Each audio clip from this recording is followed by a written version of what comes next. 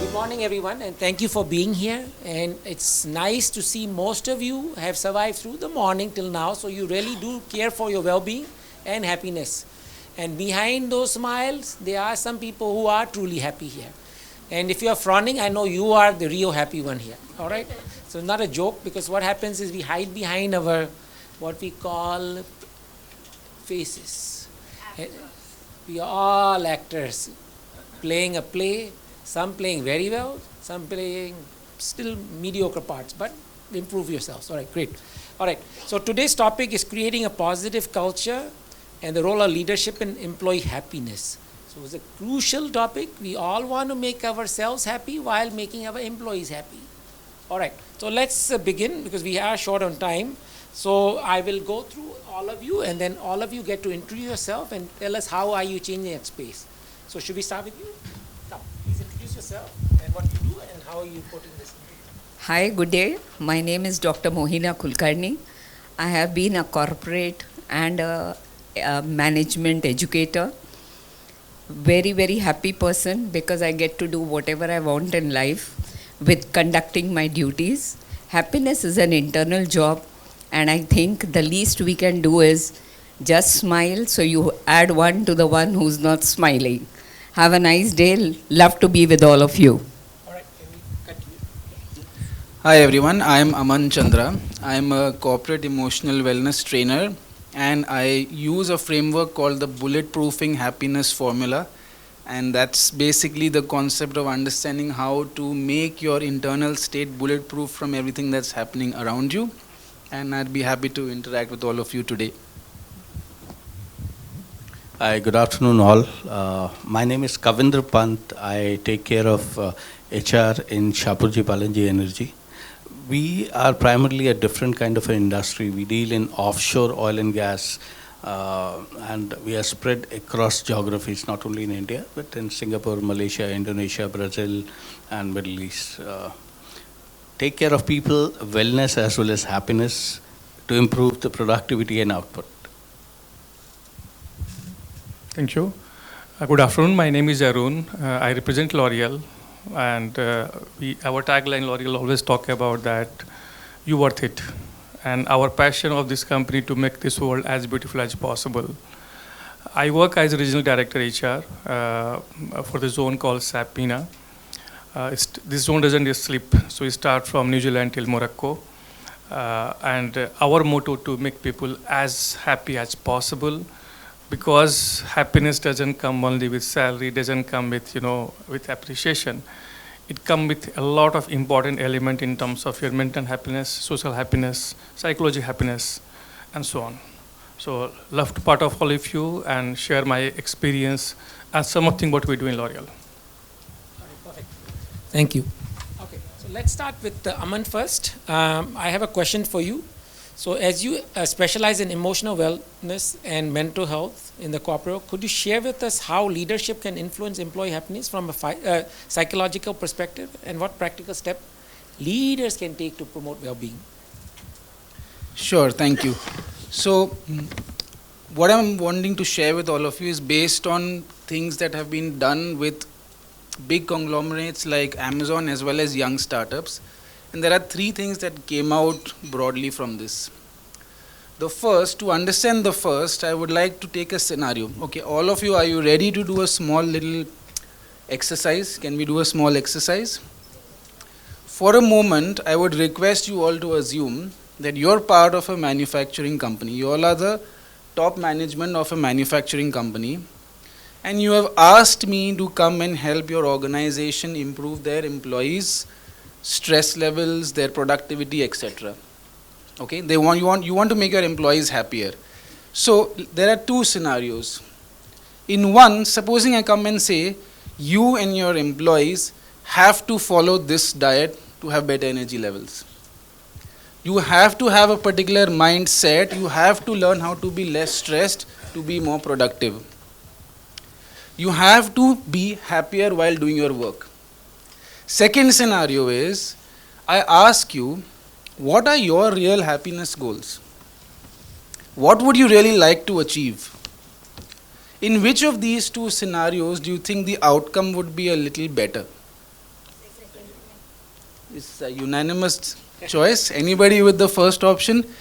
People in the left, I can't see over there. What would you say, sir, in the back? Which choice? Second. Can I ask you why you chose the second one? What is the basis of choosing? Whoever said the second one, what is the real reason? I think you also said second. What is the reason for that? Amazing, amazing. So, are you saying, in other words, that person would own their own outcome?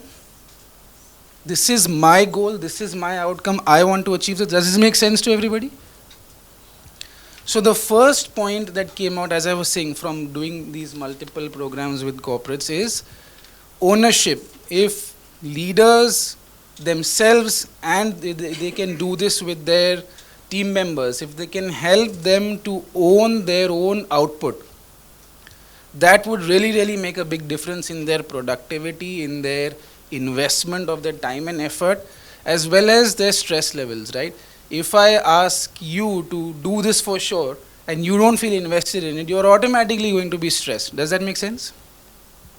If that makes sense to you, whoever that makes sense to, can you raise your hand? Does this make sense? Yeah? Excellent. So the second point, again, I will elaborate, use the same scenario. Let's say that same organizer, you're the same manufacturing company, okay? And in this example, you will come up to me and tell me, I am extremely stressed because my boss gives me 2 strict deadlines, okay?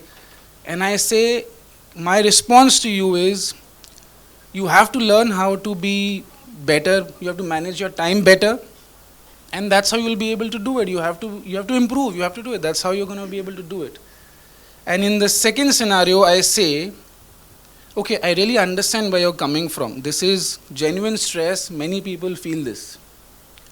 Let's figure out how to solve this. So, which of the 2 options again would give a better outcome? Okay. So, I think I should have switched the options. This is becoming a predictable pattern, right? I think so too. All right. So let's continue on with the next because we have short of time. No problem. No problem. I'll just conclude on this one thing. Please go ahead. The main point about this is basically being empathetic. That's the second point. If leaders can be a little more empathetic with their own team, that also fosters better mental health, better emotional health, and investment of that person in the job. There. Thank you. Thank you. So let's move on to Kavindra. I have a question for you. So how do you think leadership impacts the mental well-being and happiness of employees? How do you drive this change through different geographics and cultures in your organization, since you are a larger organization? So when we talk about leadership driving mental wellness or well-being, the role of leadership primarily is the way it is being seen is to drive business results, first of all. How many of you agree to it? So none of the CEO will talk to you and tell you that please keep the business results at a side, at the bay, and work on the mental wellness, give them a break and all.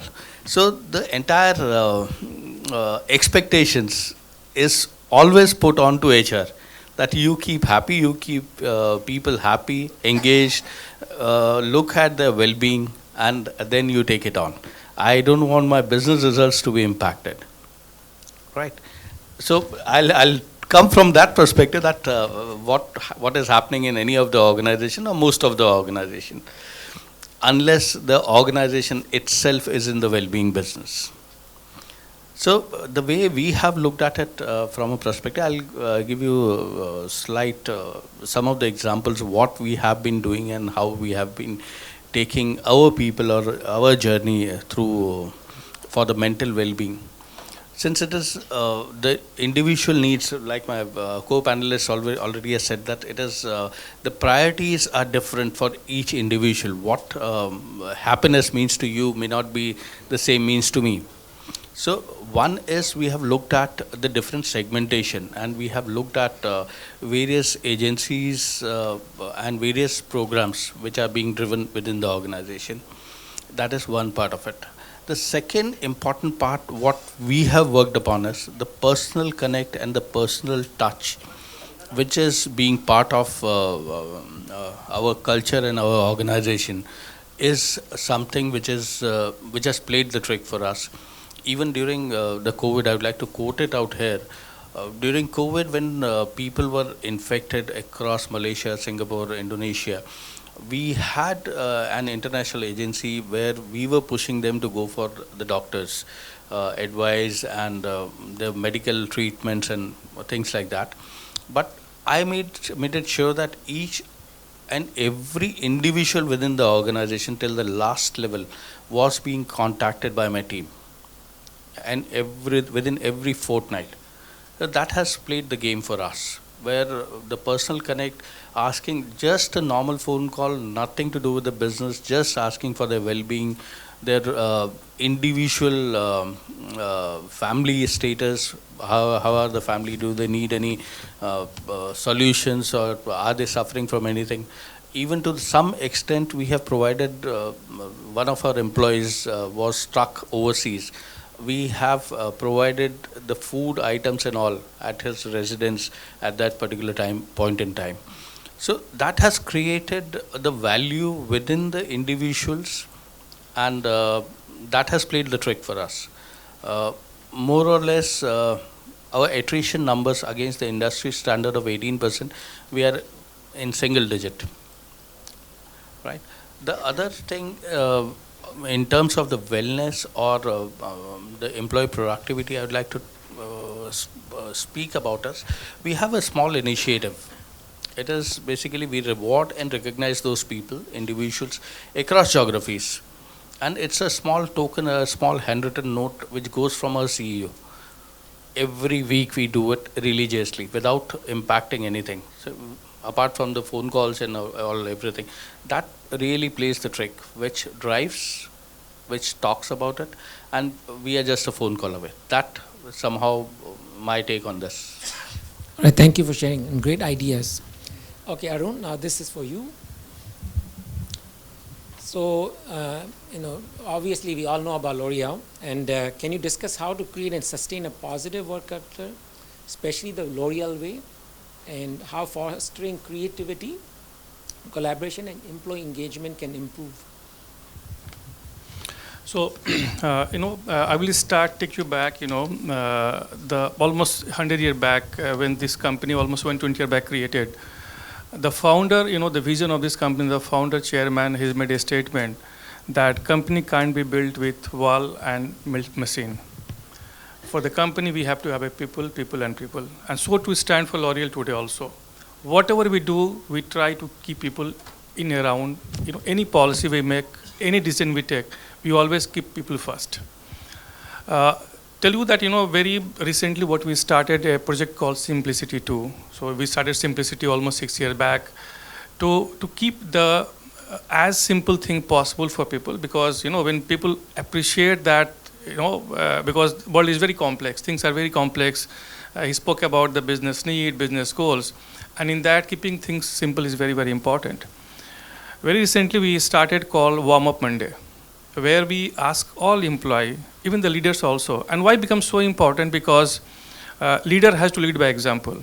It is not only writing in the policy and sending a note to the team and not following the game of the rule. So as a policy, we don't have any meeting happen in the Monday unless and until something very, very urgent meeting comes, which is a very exceptional meeting comes. So what we say to our employee that Monday first half is for you. You plan your week, you plan your day, what matters most to you. So practically we don't have meeting happen in first half of Monday. And so do we do on the Friday. So Friday second half, we don't have meetings. So we ask people that yes, you work so hard in the week. Now second half of the Friday, you have to plan your weekend. So we try to link with the personal part and professional part.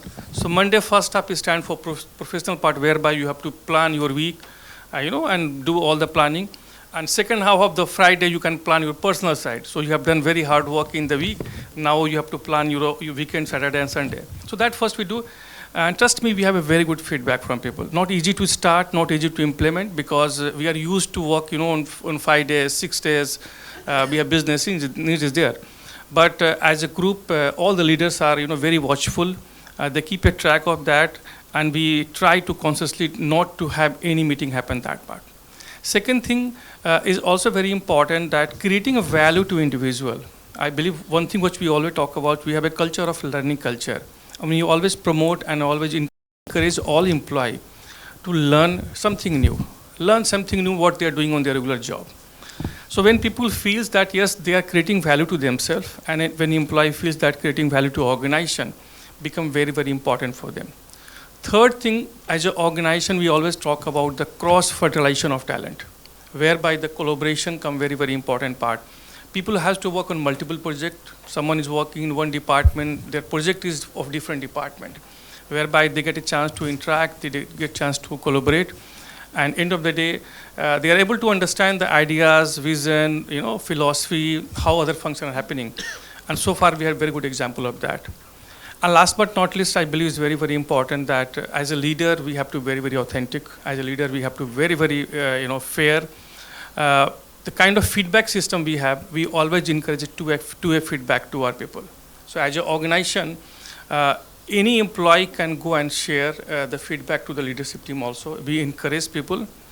We have very psychological safe environment where we feel that people can come, they can express their point, they can come with a new idea.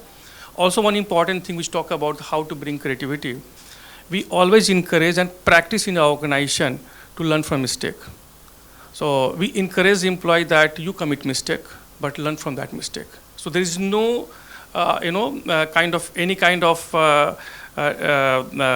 you have get a negative mark when you fail in the project or you fail in some new ideas. We always encourage him, but we see that the intent of the person, that what intent he or she has, and what kind of learning one has. So as an organization, we try to do so many things. So far, in terms of whereby the feedback of pulse score, every year we have pulse score, and our pulse score also talks about that how we take care of the employee, and we try to keep all those factors very important. Thank you for those great suggestions. I'm sure all of you are learning a lot. All right. Is there something you would like to add? It's such a holistic way of handling a very difficult subject on happiness. And with the present state being where you are shifting your focus not only from physical health to mental, emotional, social, financial, intellectual, and spiritual health, these facets become very important. And one thing I've learned in all walks of life, whether it's corporate, whether it's academia, whether it's, very, very low graded jobs, the most important is to make the individual feel there is a positive in everybody. And as he says, the pulse giving that, how to improve these blockages and being authentic about it, improving the self-esteem where the people will perform whatever goal you have. I have seen people wanting to give their heart out, then we stop at this. So it's very important to make people feel involved in the journey of happiness. It's such a nice gathering. Thank you, Suresh, for involving me. It was so impromptu, but I learned a lot. Thank you. Thanks for the audience to tolerate the small words of my learning in this whole path. Thank you. Okay. So let's open up this panel to anybody out there who would like to ask questions, because it's more interesting for the panelists to answer your queries, your thoughts, anything that it's bothering you today. Morning, my name is Judith and I represent Rolex India. So Rolex India is a German MNC and we are into freight forwarding. Okay, thanks, lovely panel and good insights. You're all happy today morning, that's what I see. Okay, this question goes to Arun, if I have Arun Tripathi. You mentioned about the Monday initial halves and the Friday, the latter half. So how do you actually drive this in your organization? It's an interesting insight, but I was wondering, Monday being a Monday morning, so we all have different, plans. For the first Monday morning, you need to have meetings, you need to work. So how do you actually, do you have a process in place, or how have you initiated this? Thank you. Thank you for the question. So what we do as an organization, we ask all employee, rather encourage all employee to block your first half. To block your first half. Because if your first half is open, then definitely people tend to send invite to you. So encourage all employee to block your first half. And For that, people are free. Saying that you don't have to, we don't say that you don't have to work, but what we say that you have to plan your day, which is important for you for this week. And that's why we say warm-up Monday, it talks about what matters you most. You know, for your point of view, from your team point of view, whatever you want to do, you can plan. As I said that the leadership team also, they are very much aware. So normally we don't get any invite on the Monday first half. Neither we send invite to our team, first thing.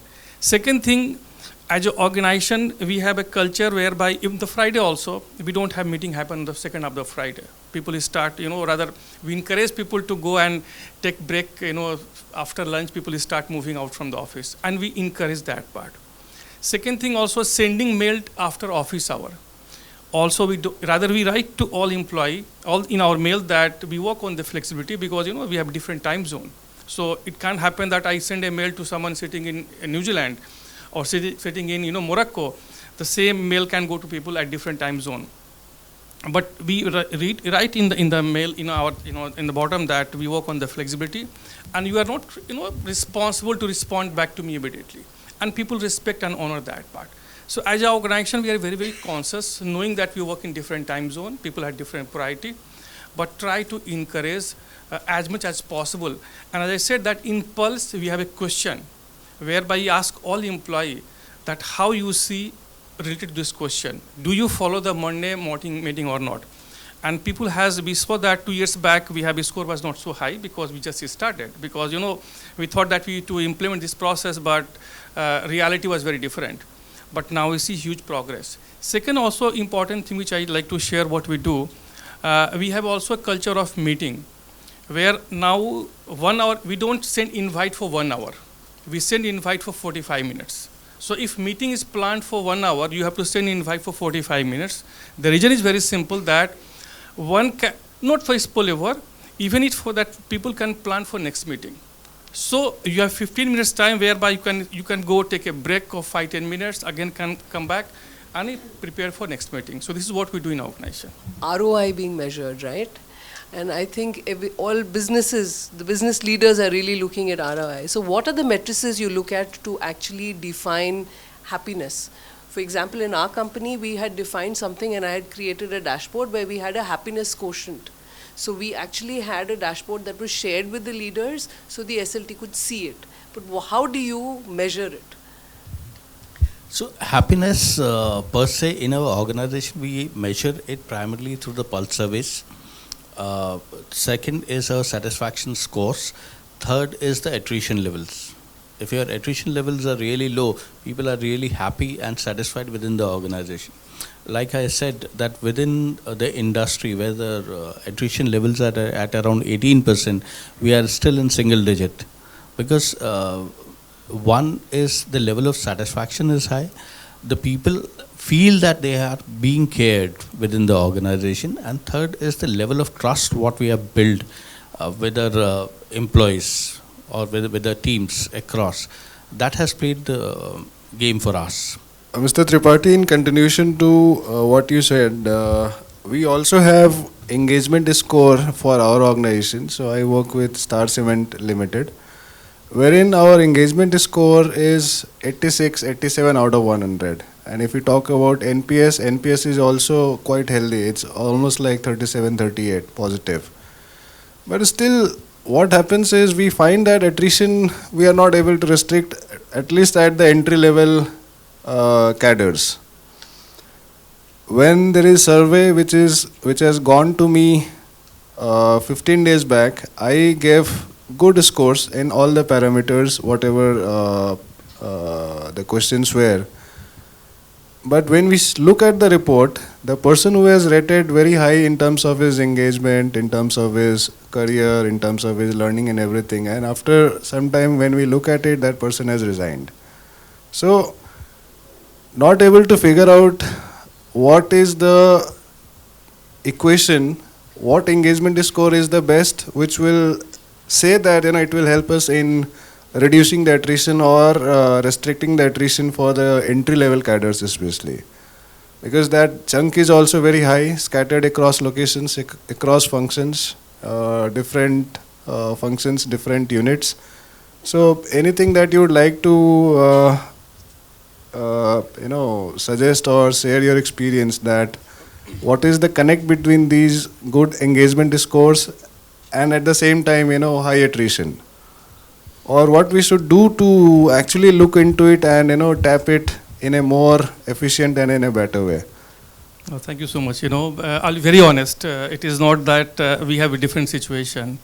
I believe we all have the same situation, and that too for the beginners. When we go and hire management trainee, hire graduate engineers, we have the same situation. But yes, pulse score is one of the indicator. See, we can't say that if your pulse score is very good, then everything is good. It's one of the indicator. He talked about the personal touch. I believe you talk about the personal touch. A lot of other factors as an organization we can do. Personally, what I believe is very important, when people see the organization, the leader where they are working, they are able to create, they are being valued first of all, which is very, very important, because if I see that my job is not being valued in the organization, I will not be motivated, not be engaged. Reason for working, multiple reasons. Some people, they work because they required money to work, they required money for their family, they have to continue, but still they're not very happy. Doesn't mean I'm working, I'm happy. I want to leave, but I don't have other option. That's why I'm working the organization. So only seeing the pulse score may not help us. I believe as an organization, we need to create a culture of learning. It is very, very important. Second thing, culture of growth. Why people work with you, they see that whether they're able to grow in the organization. If they have ambition, as an organization, we are able to help that ambition. People continue to work. And second thing, and last thing also, I personally believe that very important in terms of genuinity and authentic, as a leadership team. Many times, I believe you spoke about, session that we talk about that you are doing a great job, but or rather we say that you are doing good job, but why your score says very different, the letter says very different, or maybe you have some different plan for people. It's very, very important that we are not here to make everyone happy. I personally am not happy. We are here to give the right feedback. If I see I'm being corrected by my leader, I'll be very happy with my leader. Because, we all do mistake, we all have to learn in our life. But the problem happens where we say that, yes, we always get a good feedback. There is no constructive feedback, no positive feedback, no growth-oriented feedback. And later on, we come across disappointed that, yes, things are not moving for you.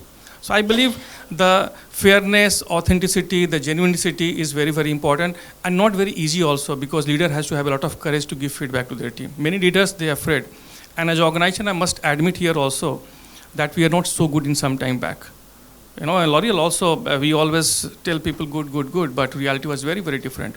And one of the initiative we took, leadership team took that, how to become, genuine in terms of giving feedback. And we made a huge progress on that part. Thank you. I just would like to add one more thing to it, though Mr. Tripathi has elaborated a lot. One is how you are treating your people. That is the most important aspect, because that builds the trust. If the trust factor between the employee and the organization is there, it will do wonders for you. I'll give you a personal example. People in between, some people have resigned, and they have got a 40 to 50% hike in their salaries. We just spoke to them, and we spoke about the organizational values, and they just stayed back with us at a nominal increase of 8%, and they are still continuing with us. So it is basically the trust and the connect, what you build up with the teams really helps. But why do they resign at the first place is my fundamental question. So someone comes with a 40% increase, and then you'll have to tell the story of your values over and over again for him to be retained. So why do they resign at the first place is what we need to ask. Hi, so I can answer that. I work for an IT company, and we have a lot of that happens after the graduates finish here 2 years and they want to move on. One is a lot of peer pressure. Okay, I've actually seen that. If their peers are suddenly also moving on, they can't show that they want to stick around in one company. So they also have to show that they are moving on and they are valued in another organization as well. So there's a lot of peer pressure in that perspective. How much ever we might give learning and training to them, at the end of the day, that's one thing that matters. The second is in terms of brand names. So they think that if they work for a brand name, they've made it in the world. But they don't realize that if you go to a brand name which has thousands of people, you're a small fish in a big pond, and you can't really, mature over there. And that's something that we've been fighting with a lot. So in an IT industry, this is what happens. And the only way to keep them back is to show them, we show them the growth path, we show them everything. We are there step by step for everything. But a lot of it has to do with peer pressure as well. My small take on this entire thing, although might sound a little out of the context, is I spent about 30 years in HR across variety of industries, Indian multinationals, global ones. So one thing that drives any individual, I think all of us sitting here will also probably agree, that all of us want to get rich. So anyone can say, no, I don't want to get rich. But I think that is what is probably today mostly predominant aspiration of employees. So whatever values we talk about, integrity, we talk about learning, whatever. So everyone is probably striving for that. And to achieve that in whatever format, shape, size, variety it comes. So this is one thing which HR people today need to address. Companies are making 15% profit, growth rates are 4 to 8%. IT companies, you pay even less. So less increases.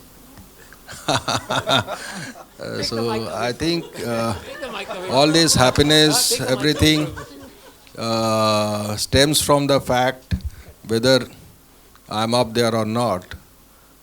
So we HR people should not feel shy that we should not talk of the value.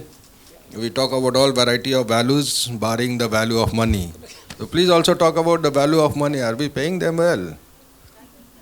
Thank you for sharing, and we have come to the end of the session. But one thing I would say and add and close up this thing, that's Human 101.